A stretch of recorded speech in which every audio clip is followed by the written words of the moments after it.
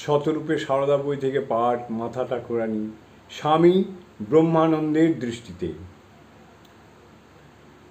প্ল্যাটফর্মের উপরে ধুলো, ময়লা, কত কি নোংরা পড়ে আছে, আর কত লোক যাওয়া আসা করছে, কিন্তু মহারাজ কোনো কিছুতে ভ্রুক্ষেপ না করে ওইভাবে সাষ্টাঙ্গ প্রণাম করে ওই কামরাতে উঠে একজন মহিলার সামনে গিয়ে দাঁড়ালেন। শুনলাম তিনি শ্রীশ্রীমা। তিনি যাচ্ছেন জয়রামবাটি।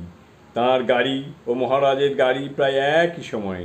শ্রীশ্রীমাকেও আমার সেই প্রথম দর্শন।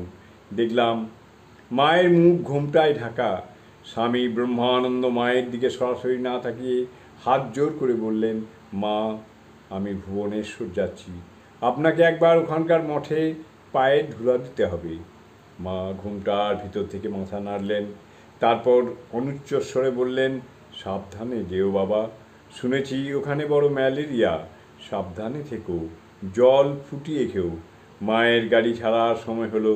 মহারাজকে দেখলাম কেমন ভাবস্থ হয়ে হাত জোর করে মায়ের সামনে থেকে পিছন হেঁটে ধীরে ধীরে কামরা থেকে নেমে এলেন। প্ল্যাটফর্মের উপর মায়ের উদ্দেশ্যে আবার আগের মতো সাষ্টাঙ্গ প্রণাম করলেন, তারপর উঠে যুক্ত করে দাঁড়িয়ে রইলেন যতক্ষণ না মায়ের গাড়ি প্ল্যাটফর্ম ছেড়ে চলে গেল। সে দৃশ্য আমি জীবনে কোনো দিন ভুলতে পারিনি। জয় মা, জয় মা।